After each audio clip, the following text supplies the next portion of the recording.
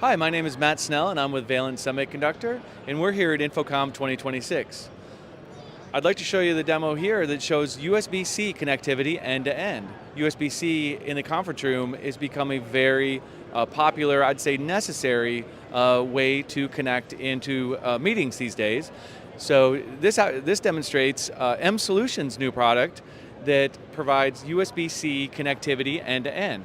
So a user will bring in their laptop, connect one single cable, and via HDBaseT, they're able to send out the video.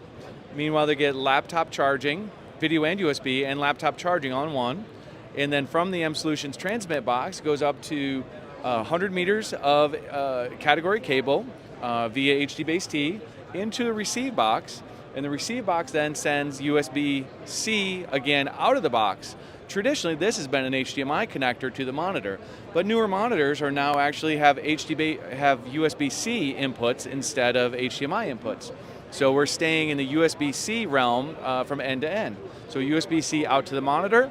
Additionally, Jabra's camera here takes USB-C into the monitor, which has a USB hub, and then is able to transfer that USB 2 data all the way back to the user's laptop.